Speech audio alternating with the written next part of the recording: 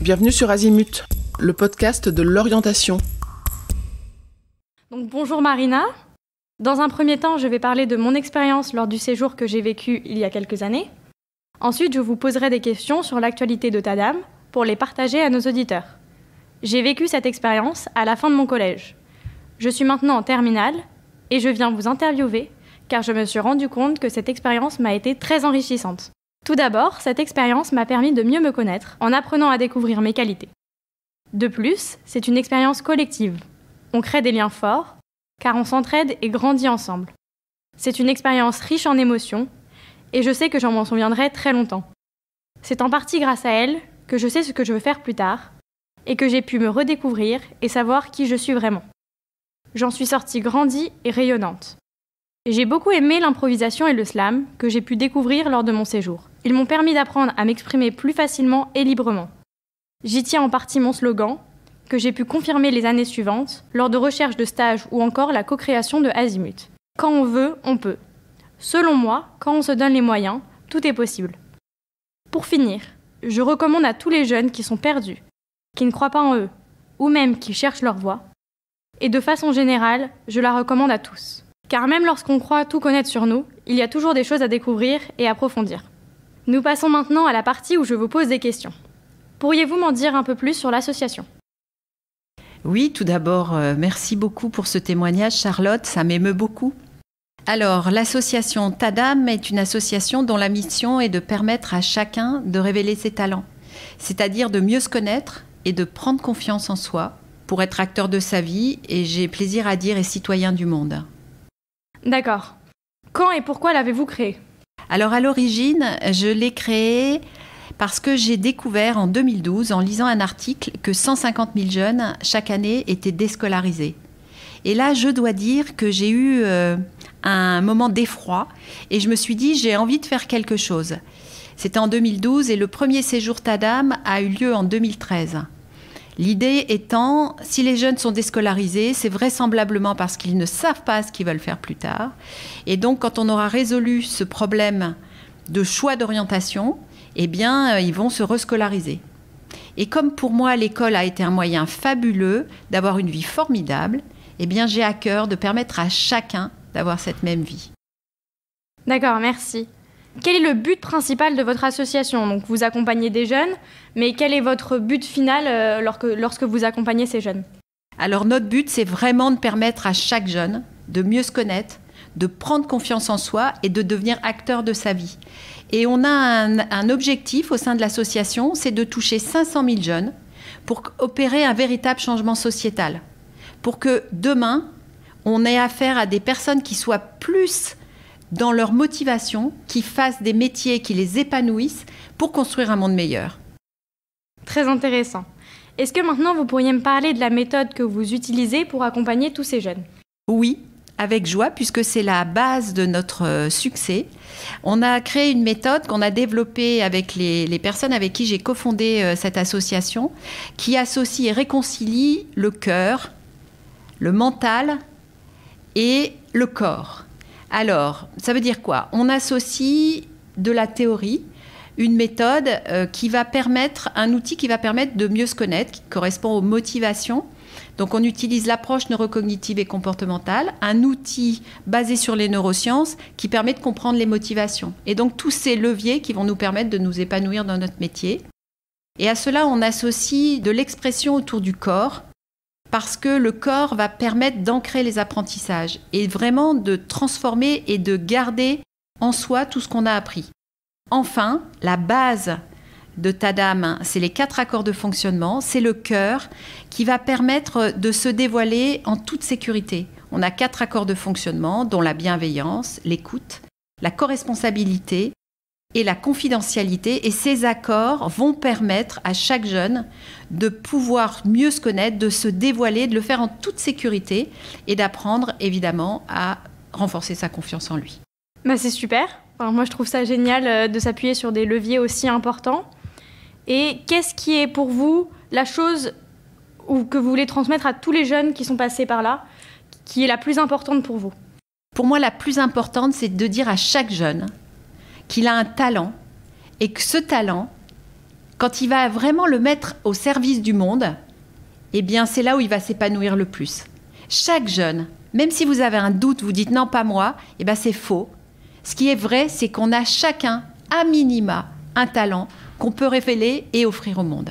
Et c'est ça que je veux dire aux jeunes. Gardez la foi. Vous l'avez. D'accord. J'ai vu que vous proposiez différents séjours. Est-ce que vous pouvez m'en parler un petit peu ? Oui. Alors, on organise des séjours et des ateliers pendant les vacances scolaires, comme ce à quoi tu as participé, et également dans les établissements scolaires. On a à cœur de déployer tous ces outils au profit de tous les jeunes et en particulier les plus défavorisés. Donc, on organise des séjours, des ateliers dans les établissements scolaires. On a créé un programme de 3 jours avec les classes en particulier de 3e et de seconde et les enseignants. Et enfin, on organise des formations pour transmettre tout ce qu'on a appris et toutes les clés de notre succès à tous les professionnels de l'éducation. Parce que, pour moi, les jeunes devraient être vraiment une cause nationale et on doit tous se mobiliser pour vous. C'est vraiment important.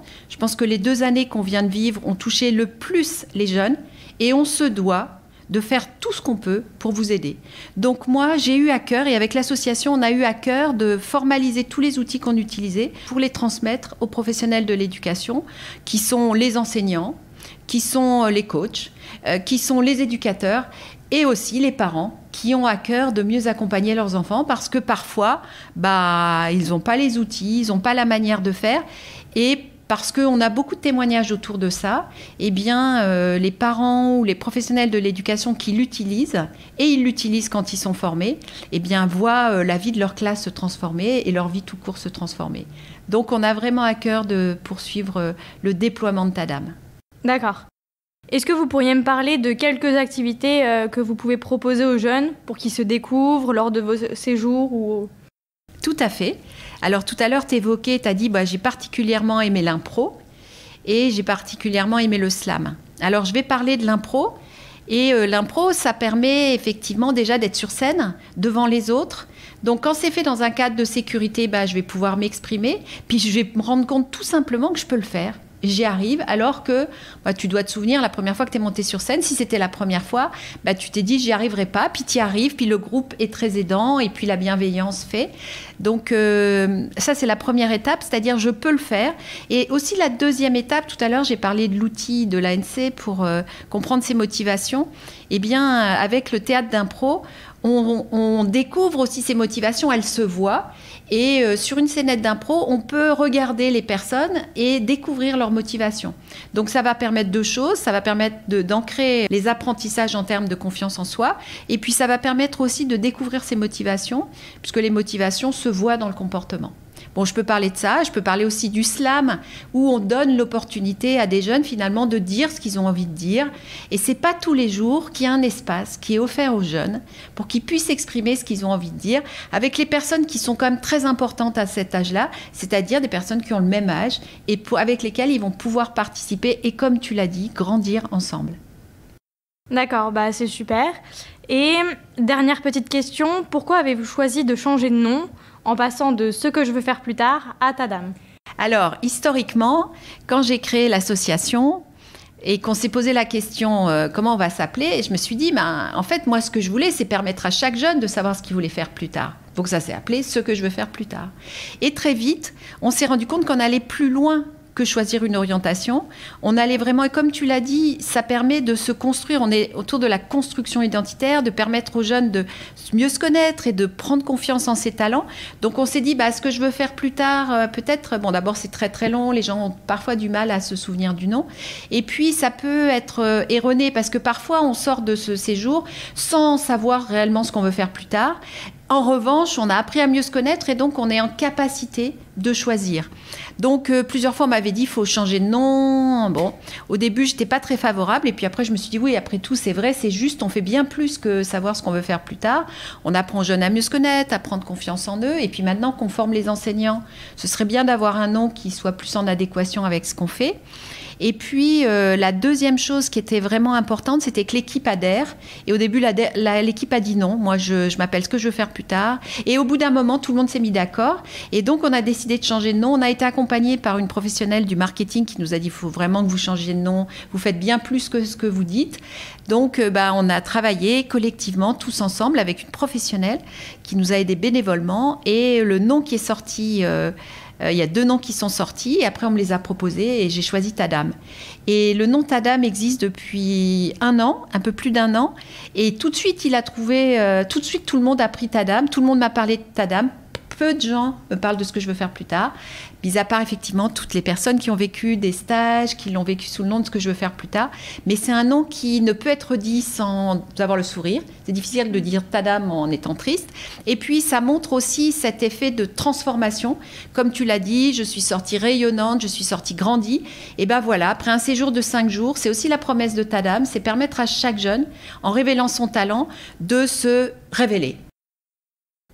D'accord, tout est clair. Moi, j'ai posé toutes les questions que j'avais. Est-ce que vous avez quelque chose à rajouter que vous vouliez partager à ceux qui nous écoutent ? Alors, tout à l'heure, tu as dit, je peux que inciter tous les jeunes à faire ce séjour. Et si tu avais un conseil, toi, à leur donner pour qu'ils viennent faire de séjour, parce que je ne sais pas si tu avais été encouragé, forcé, mais on peut dire que 60% des jeunes qui viennent en séjour pendant les vacances scolaires sont fortement encouragés par leurs parents, voire forcés. Qu'est-ce que toi, tu pourrais leur dire pour qu'ils viennent ? Alors, c'est vrai que moi, au départ, c'est mes parents qui ont voulu que j'y aille. Donc, c'est comme la majorité des personnes. J'avais pas forcément envie d'y aller. Je voyais pas ce que ça allait m'apporter.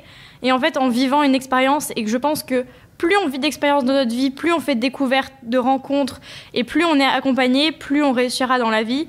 Et maintenant, je suis persuadée que cette expérience et toutes les expériences que j'ai pu avoir la chance de faire pendant ma vie, que ce soit mes stages, parce que c'est des choses qui sont très importantes aussi pour se forger, c'est toutes ces expériences qui me font qui je suis maintenant et qui font que j'ai envie d'avancer et d'aller le plus loin possible dans ma vie. Donc je pense qu'en faisant le plus d'étapes et en essayant d'écouter les autres et rencontrer le plus de gens possible, c'est comme ça qu'on en sort grandi. Et donc cette expérience en a fait partie pour moi, donc je vous conseille d'y aller aussi. Merci beaucoup. Allez-y. Je vous retiens quelques instants de plus pour vous remercier de votre écoute fidèle. Les nombreux messages que vous nous envoyez nous touchent beaucoup et nous lisons toujours les avis que vous nous laissez sur Apple Podcast avec émotion. Si ce n'est pas encore fait, allez nous déposer 5 étoiles et rédiger votre commentaire sur Apple Podcast et sur Spotify. Vous pouvez également vous abonner pour avoir les épisodes dès leur sortie. Et surtout, partagez l'existence du podcast autour de vous, parlez-en. Pour bénéficier d'une lecture d'épisodes par thématique, nous vous recommandons d'aller sur notre site azimut-podcast.com. Vous verrez, tout y est très bien classé. Je vous souhaite une bonne journée ou une bonne soirée et à bientôt sur Azimut.